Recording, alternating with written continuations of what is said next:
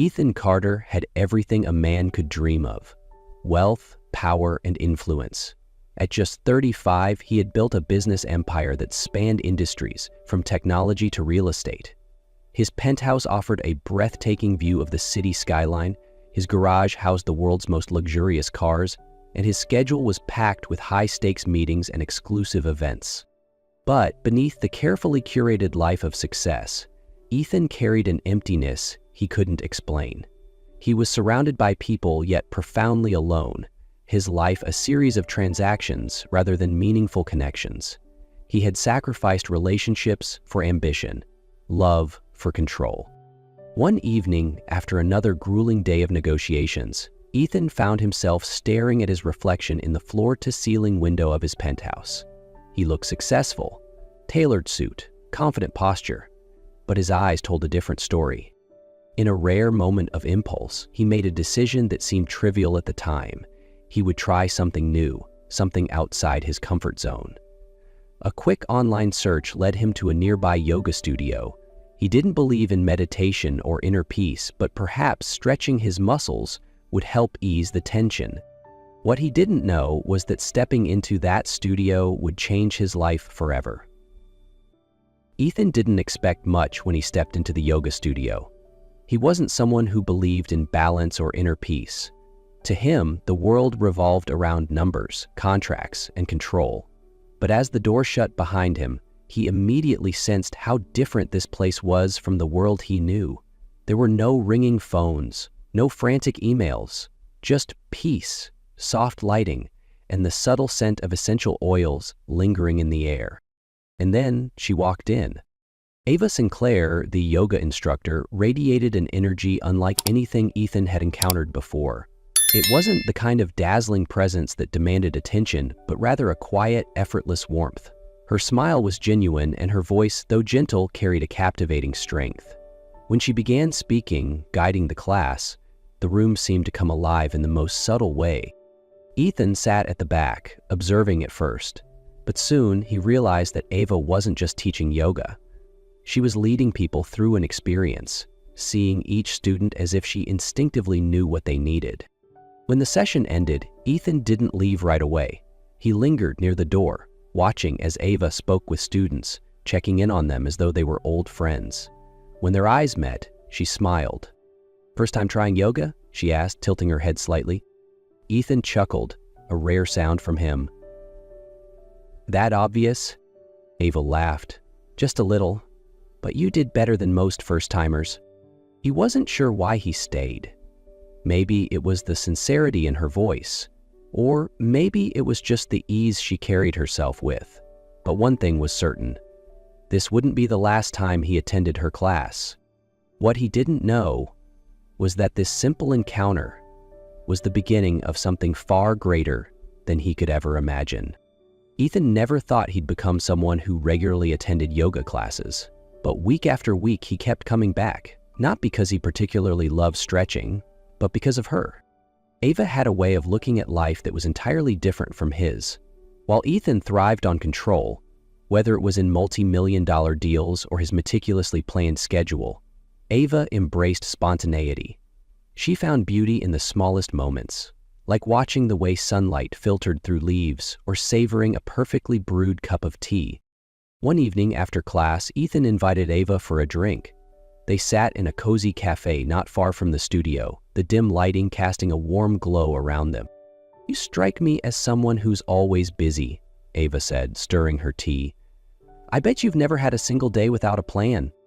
Ethan chuckled, shaking his head. "Never. Time is money." Ava tilted her head, intrigued. "What if I told you to spend a whole day without a schedule? Just wandering, exploring, doing whatever feels right in the moment. Could you do it?" He paused, considering. The idea felt foreign, almost reckless, yet strangely appealing. "I guess I could try, but you'd have to be my guide." Her smile widened, eyes twinkling. "Deal." That was how it started. Their outings became a habit.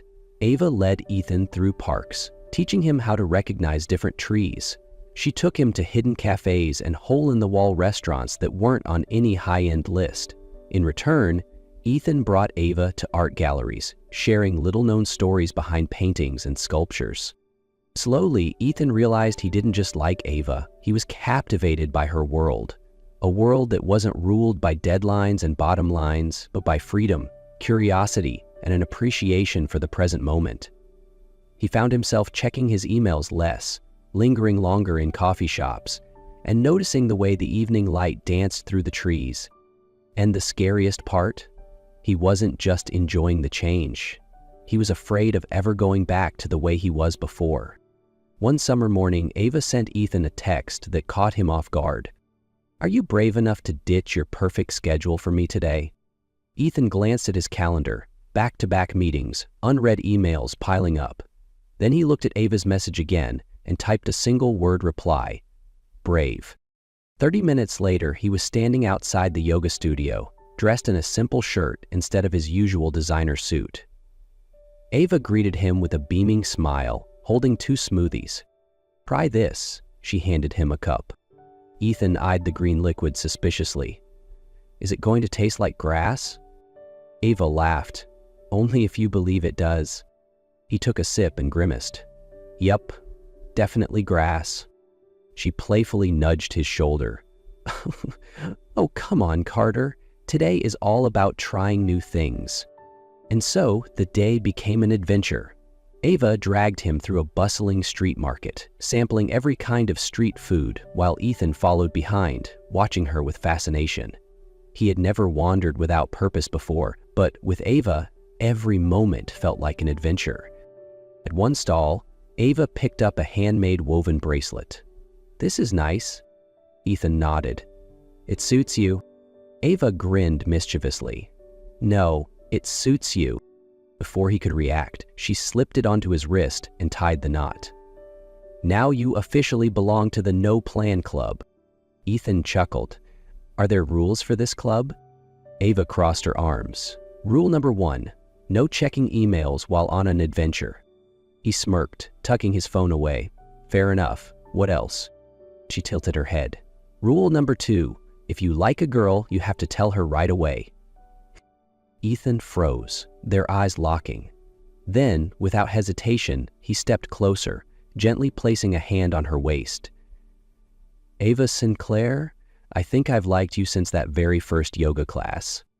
Ava blinked, then laughed. "Took you 3 months to say that? Too slow, Carter."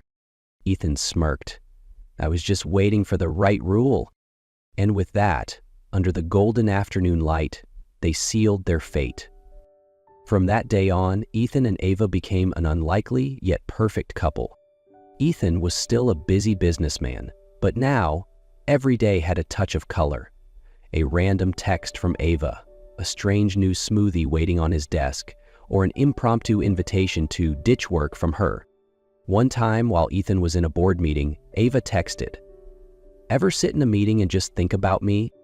Ethan glanced at the long conference table, the serious faces of his executives, then typed back, "I think about you even when I'm not in a meeting."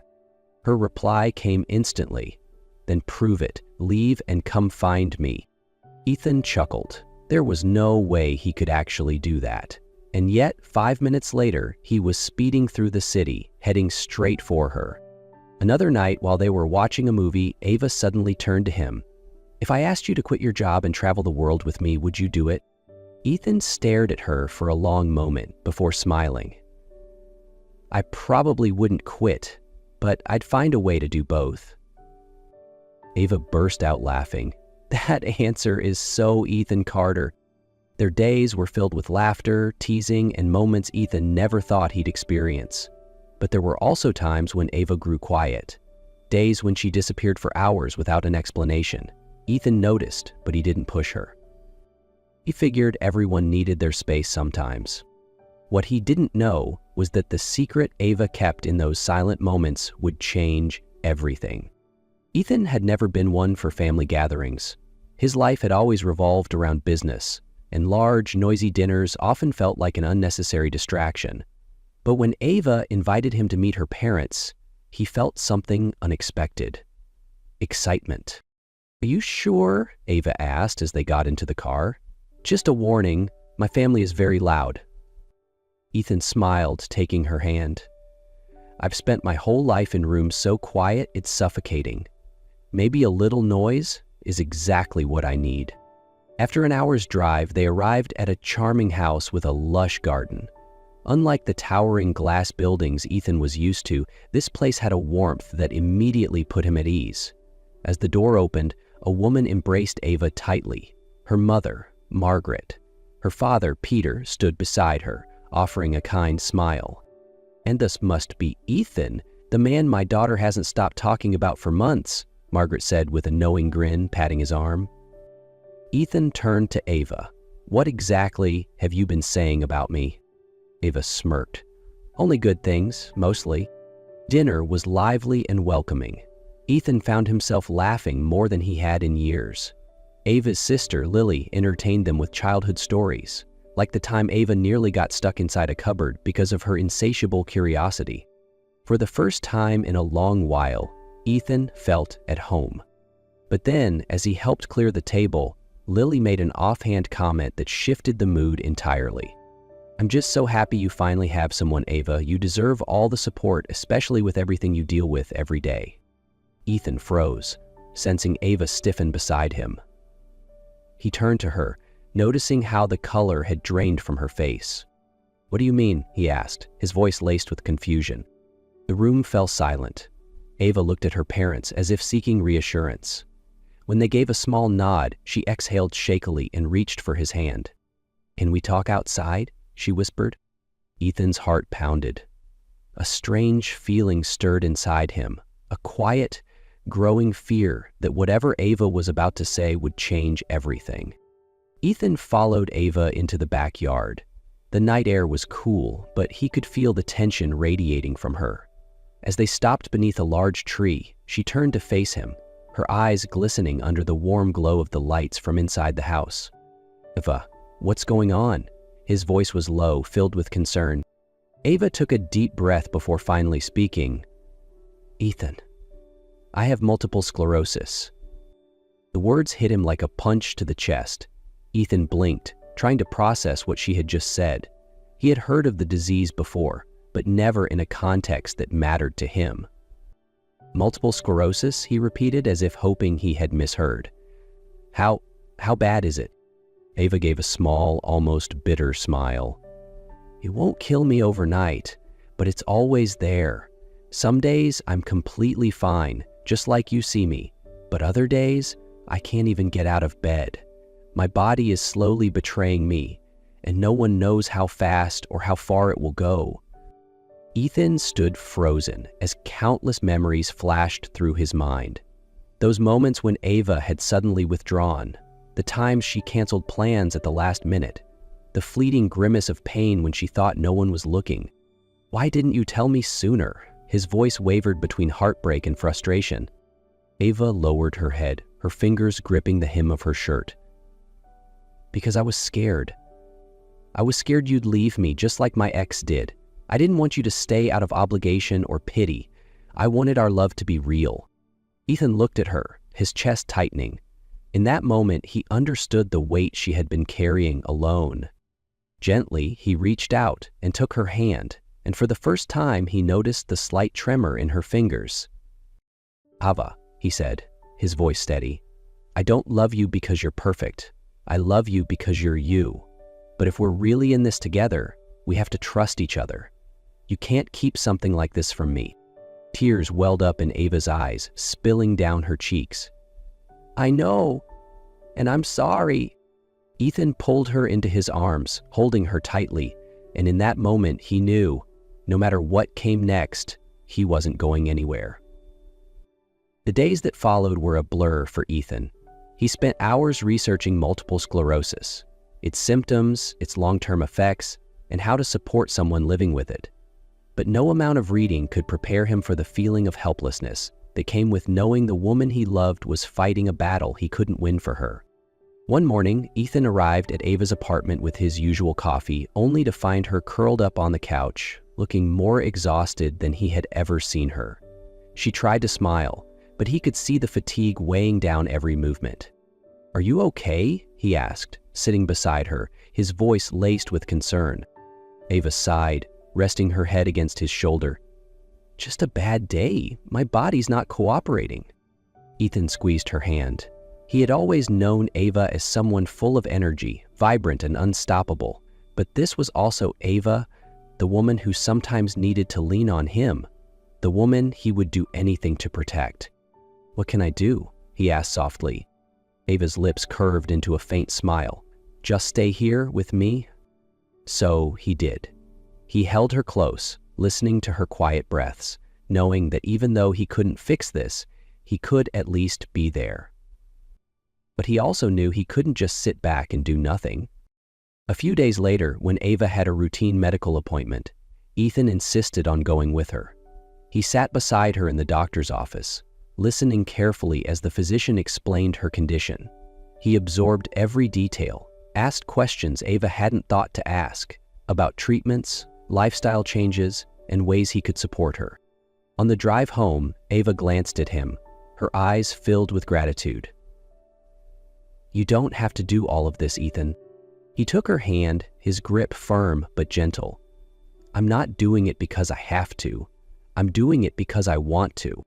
At that moment, Ava realized Ethan didn't just love her on the good days. He loved her even through the storms, and that made her love him even more.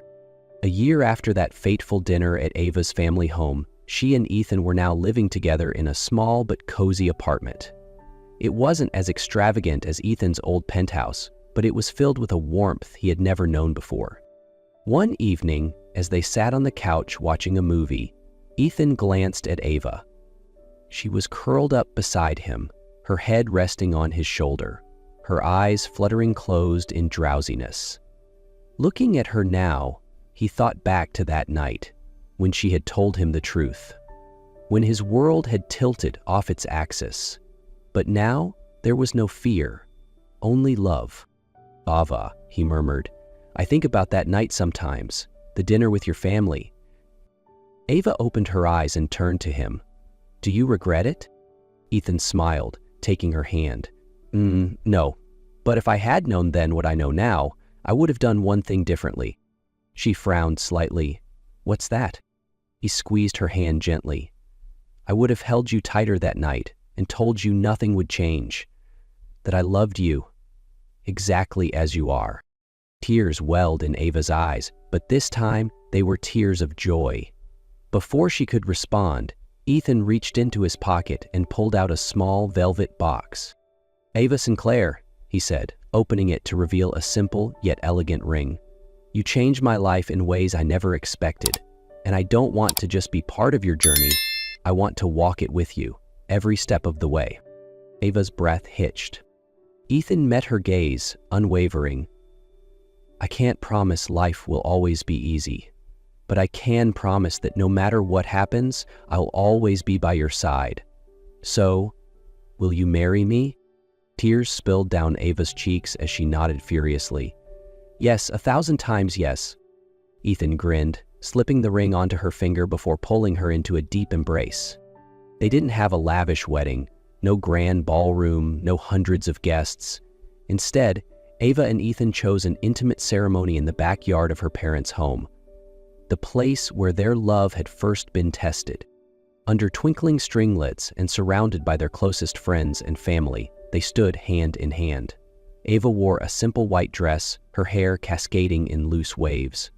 Ethan, though still exuding his usual confidence, had shed the stiffness of his business persona, opting for a relaxed suit with no tie.